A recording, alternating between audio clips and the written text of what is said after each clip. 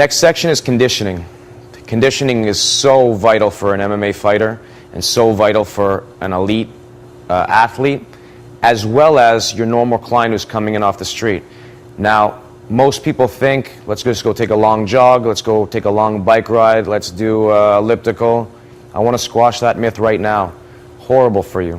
It's like a death march. It's actually going to make you more slow twitch, which means it's going to make you slower. So you actually become a slower athlete if you start doing or maintain doing your long jogs. So what we need to do is we have to make you more fast twitch. And that's why we do a lot of our power, but as well in conditioning, we need to have you do intervals, sprints, some acyclical circuit work. We need to get you out of the habit of doing those long distance runs, walks, elliptical work. Even for your regular clients who go for walks on the mountain for 2 hours. Horrible. We can do one tabata and we can get in 3.5 minutes probably more work than you'd get done in an hour of jogging. And I'm being very serious now. So we're going to give you different protocols through intervals, through our circuit work. You'll see the circuits I do with my MMA guys. You'll see the circuits I do with my Olympic athletes. You'll see the circuits I do with my average client.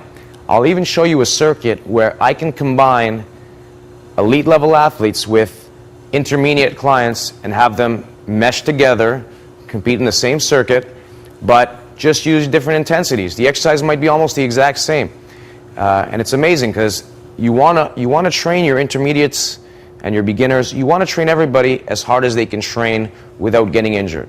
So whether you're an elite athlete or you're beginning off the street, conditioning is very important. Now we'll progress you up.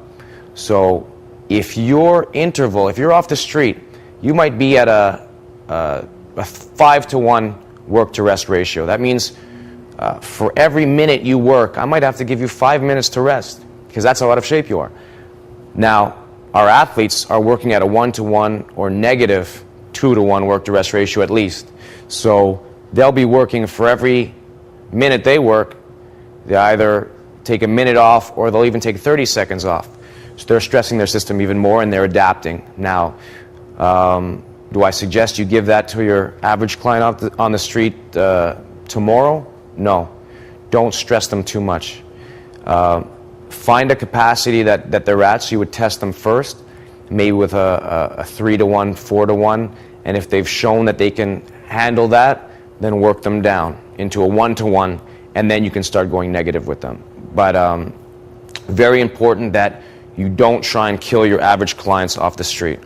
Now, if there's a lesson I want to teach is that whatever you learn here in the conditioning section, in the power section, just in the training section, don't go give it to your client Monday morning. Don't go give what I'm giving George St. Pierre and David Loiseau tomorrow with your 50-year-old housewife.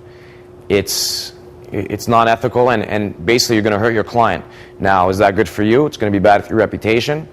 You're going to lose a client, so you're going to lose your income from that client. And why do you want to hurt people? I mean, anybody can push someone to a rate of vomiting. I don't want my athletes vomiting. I want them getting to the point where they're pushed to failure or close to failure, and then I bring them back down, just like a good horse racer. So I want you to enjoy the DVD and go check out the protocols on my website, adrenalineperformancecenter.com, and I'll have different percentages of let's say we're doing an Olympic lift phase, plyometrics. I'll have different protocols for numbers of jumps, percentages, different circuits I might set up on my website. So I might give you a circuit of the day where you can give your intermediate clients, your athletes. So I really hope you enjoyed this DVD. It was fun making it, and take care.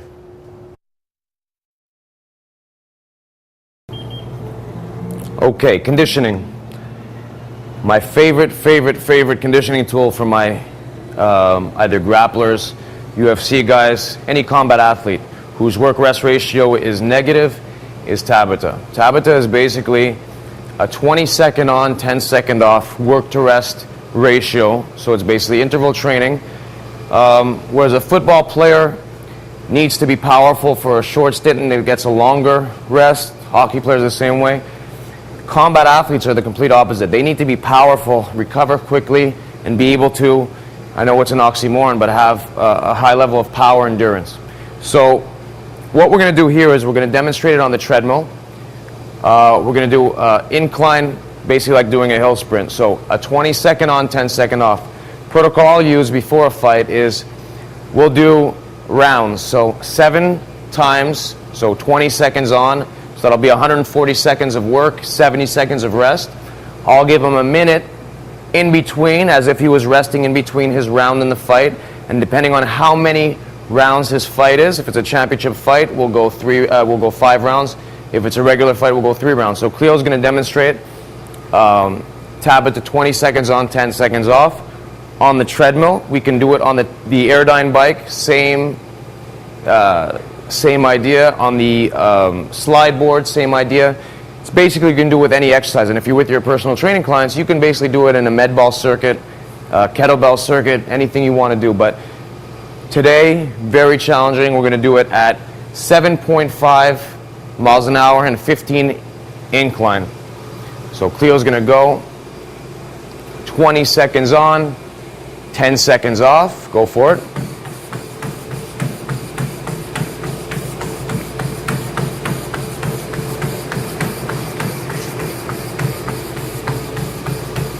Good. So he's going 20 seconds of work. He's going to try and recover for 10 seconds. And he's going to go again. So he's working off of incomplete rest. His body's ability to be able to produce power, recover, and then produce it again. Many, many bursts. So we're really working on recovery. If we're going to make it harder on him, we're going to either put the incline higher or put the speed higher. Don't usually play around too much with the amount of times. I like keeping it around 7 or 8 times. What I might play around with is we might go 30 seconds on, 10 seconds off. So it's basically a different kind of interval.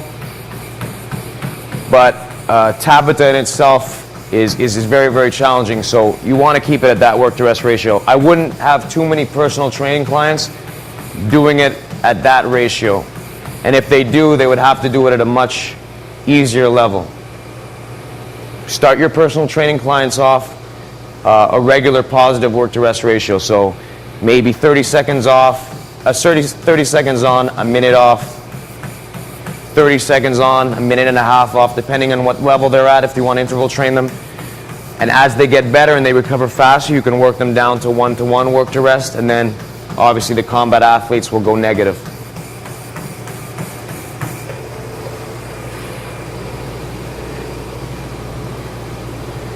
Now what you're looking at is you're going to want to put a heart rate monitor on them. You're going to want to get their recovery between rounds to around 40 beats a minute. If an athlete can recover or a client can recover 40 beats a minute, I deem them in very good shape. That's almost an advance to an elite level. Your great athletes can even recover even quicker. So George recovers 50, 60 beats in a minute. He'll go from around 180 to around 120 in a minute, which is tremendous. Your personal training clients, your average client who get their heart rate up very high, they might only be able to recover 20 beats in a minute. So let them get that extra recovery, give them a longer rest, and have them go against once they've recovered that 30-40 beats in a minute. Last one? 2 more.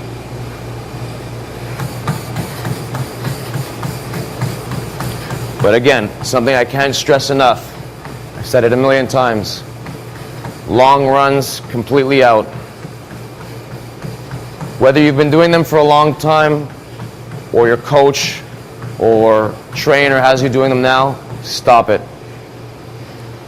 As Mike Boyle says, long runs is like a death march.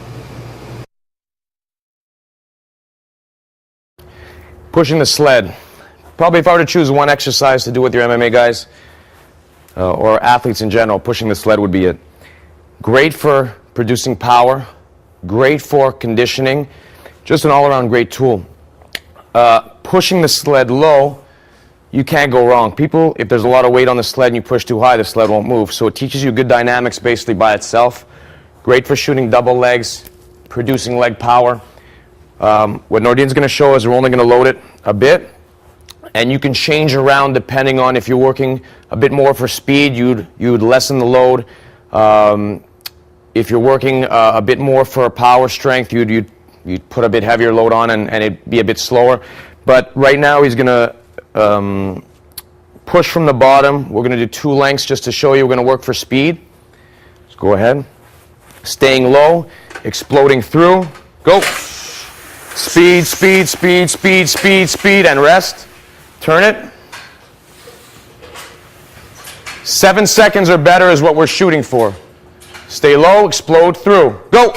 1, 2, 3, 4, and rest. Good. So done in 5 seconds is perfect for ATP, which is great. Now, if you're in a group setting, a great way to do it is if you can get athletes of equal weight, he can push me.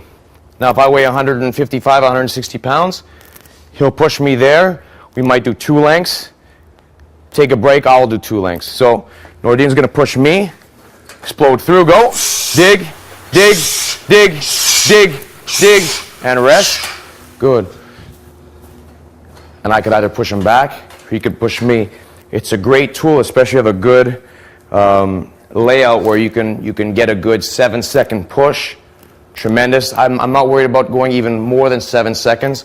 There's a protocol on our website where adrenalineperformancecenter.com where we actually will show you levels of doing it for conditioning, for power production, the second break in between each push. So we might have a set where we'll do 1 push, 5-second break, second push, 8-second break, third push, 12-second break, go up by 4 seconds. We might keep the breaks and the intervals the same. We might give them a lot of rest depending on what we want to accomplish. But the exercise in itself is tremendous. Sled pushes, we like using the Elite Sled. This is from Perform Better actually, but a great product. You can get the Sled Dog also, but you can't really get low on the push. So I like the second handle here. I don't like pushing from the top, but I like the second handle here. What you can do is also when you're doing your backpedaling is you can attach the belt here and you can pull this way. I find it a bit too heavy, and in that case I would use a Sled Dog.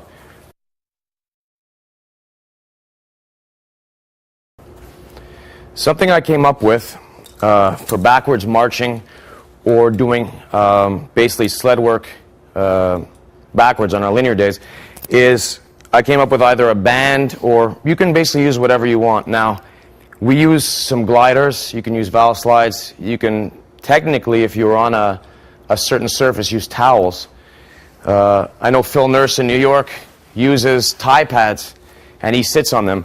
I'll sit on the gliders, and depending on what I'm going for, I weigh X amount. I can put a weight vest on. I can dig my heels in, but Nordine's going to explode backwards. So we're going to do, we've pushed the sled forward. Now we're going to pull backwards, we're going to push backwards so it's more quad dominant, whereas the sled is more posterior chain and hip dominant. Ready? Go. Pump your arms. That's it. And rest. So same dynamic. You can get more of an arm swing going, get natural with it. You really want to drive through, push away. It's basically a great knee dominant exercise, and it's safe. Go. Explode. So he's going for power. If I want to slow him down, I can dig my heels into the grass and rest. So on linear days, we're either going to go backwards or forwards. There's hip dominant and knee dominant exercises. So depending on the program design, depending on where you are, we'll change you around. So you can check out the website and see which days, if you're going lateral, linear, so we'll change around the different pulls. But sled, so this would be considered, let's say, a sled push or pull. This would be an exercise where we're going backwards, and the sled pushing is where we're going forwards. I'm here with Nathan Marquardt, and he's just going to give another alternative of how to do tabata. So we already showed the treadmill, 20 seconds on, 10 seconds off. Now we're going to do the Airline Bike, and we're going to try and keep our RPMs over 90, 7 times, 20 seconds on, 10 seconds off. What time to start? Let's start when you go.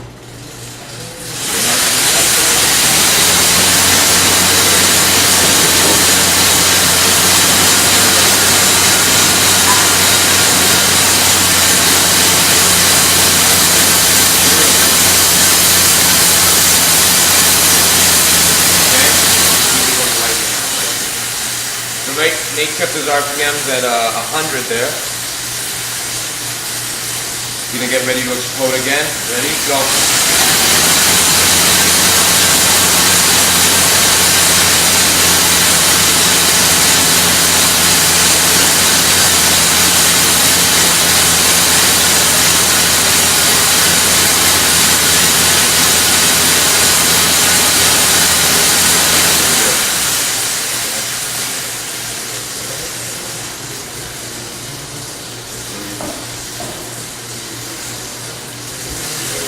Go hard.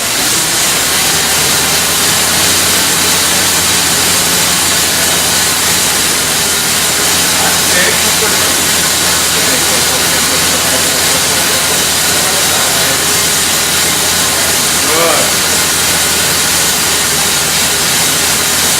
Okay. 3 down, baby. 3 down. Breathe. Breathe. Get that oxygen in. Good. Get ready to explode again. Ready? Go.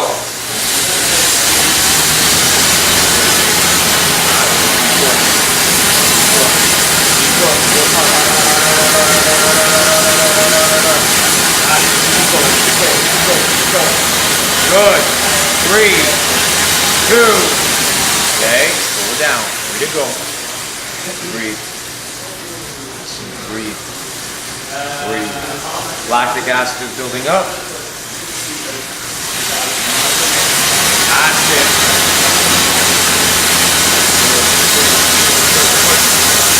Keep it there. Keep it there. Keep it there. That's it. Keep going. Keep going. Keep going. 5, 4, 3, 2. Good. Breathe. 2 more. We're done.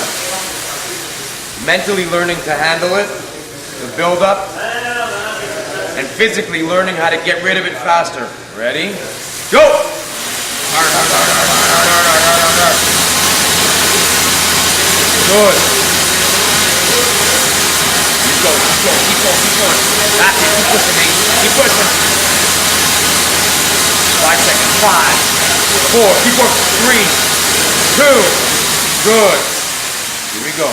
Championship round. Just like the latest fight. Let's go. You break your opponent down. Explode. Ready? Go. Close your eyes and go. Kick to the fight with Captain now. Let's go. Break him down. Go after. You got 10 seconds of all out. Let's go. All out. Bring it up to 100. 10. That's it. 9. Good, Nate. 8, 7, 6, 5. Keep working. 4, 3, 2. Rest. Good. Hands up. Breathe. Hands up. Breathe. Hands up. Hands up. Hands up. Hands up. Breathe. Good. Good. Excellent. Good work. Felt okay? Tough? Look at Dennis Kang.